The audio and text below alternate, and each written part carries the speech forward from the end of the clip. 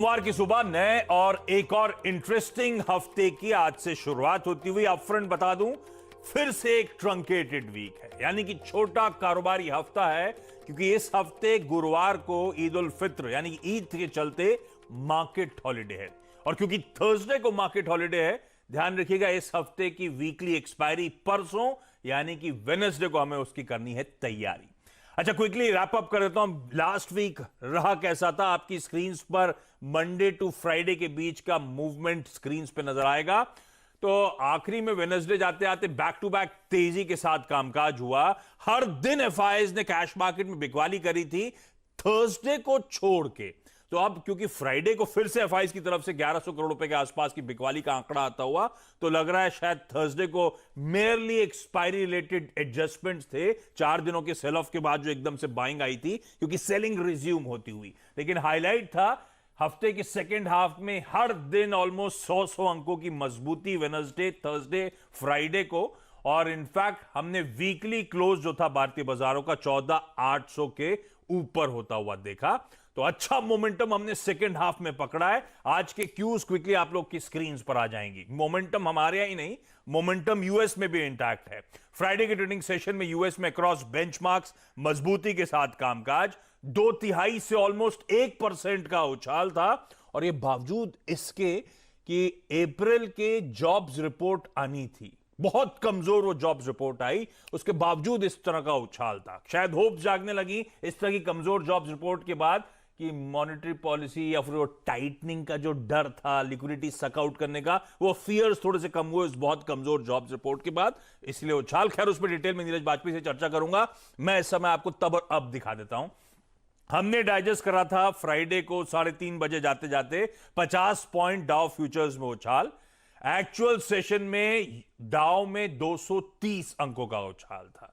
और ऊपर से आज डाउ फ्यूचर्स 100 पॉइंट का और गेन दिखा रहे हैं। तो यूएस में तो बैक टू बैक बहुत स्ट्रॉन्ग सेशंस, और आज भी इंडिकेशन की मजबूती के साथ कामकाज होगा।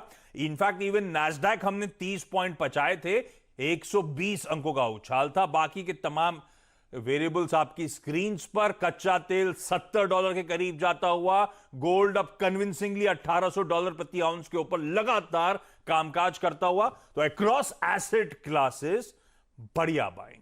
और इसीलिए एशियाई पैक दिखाई डॉक्टर साहब स्क्रीन पर, और एसजीएक्स निफ्टी, हमारा एसजीएक्स निफ्टी दिखा रहा है कि भाई 125 पॉइंट का उछाल भारतीय बाजारों में आज देखने को मिलेगा, ऑलमोस्ट 1% की मजबूती के साथ इस ट्रंकेटेड वीक की शुरुआत होने के इंडिकेशन आते हुए। ऐसे में ग्लोबली मूड मॉल है कैसा, नीरज बाजपेयी बताएंगे, वीरू समझाएंगे हफ्ते के पहले दिन किस तरह से करना है स्ट्रैटेजाइज, हर्षदा से जानेंगे तमाम इंपॉर्टेंट स्टॉक्स इन न्यूज।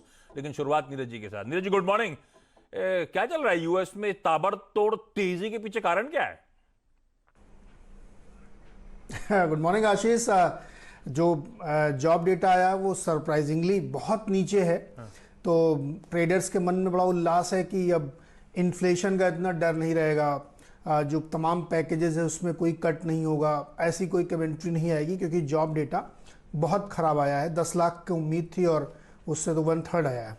तो ये एक बड़ा फैक्टर था वहाँ पे, इसने मार्केट को वहाँ पे फेल किया। हालांकि ध्यान रखना चाहिए, हमने आपको फ्राइडे को बताया था कि इतना ज़्यादा पैसा लोगों के हाथ में गया कि उनको नौकरी करने की ज़रूरत नहीं है, इसलिए वो जॉब डेटा आपको इस तरह का ट्रंकेटेड आया। तमाम एनालिसिस इस पर चल रहे हैं, लेकिन असली कारण यही था वहाँ के मार्केट्स को ऊपर ले जाने में। एक दो चीज़ें और रखिए, मेटल्स में बहुत ज़बरदस्त तेज़ी है, रेड हॉट रैली चल रही है। रेड हॉट में इसलिए कह रहा हूँ क्योंकि कॉपर जो है वो ताबड़तोड़ रैली कर रहा है, डेली नए हाइज बना रहा है।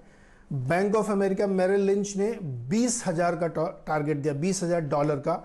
इससे पहले गोल्डमैन सैक्स ने 12,000 का दिया था। तो आप सोचिए इस तरीके के टारगेट्स कॉपर में आ रहे हैं, इसलिए वहाँ पे लगातार अक्रॉस द बोर्ड सारे मेटल्स में रैली चल रही है। सोना भी पीछे नहीं, वो भी 1834 पे पहुँच गया है। तो मेटल्स मुझे लगता है फिर से लीड करते हुए दिखें। ये भी एक बड़ा फैक्टर है अमेरिकी बाजारों में तेज़ी, क्योंकि ओल्ड इकोनॉमी वाले स्टॉक्स में ज़्यादा तेज़ी है। कच्चा तेल 70 के करीब फिर पहुँच रहा है। उसकी वजह यह है कि एक पाइपलाइन है अमेरिका में, कॉलोनियल पाइपलाइन, उसमें साइबर अटैक की वजह से काम रुक गया है, पूरी पाइपलाइन चोक हो गई है। तो उसकी वजह से टेम्परेरली क्रूड में एक बाउंस देखने को मिल रहा है। वो ठीक होगा तो फिर नॉर्मल हो जाएगा, लेकिन ये एक फैक्टर ध्यान में रखना चाहिए। तो ये 2-3 रीजंस हैं जिसकी वजह से अमेरिकी बाजार फ्राइडे को आपको बहुत शानदार रैली करते हुए दिखे थे।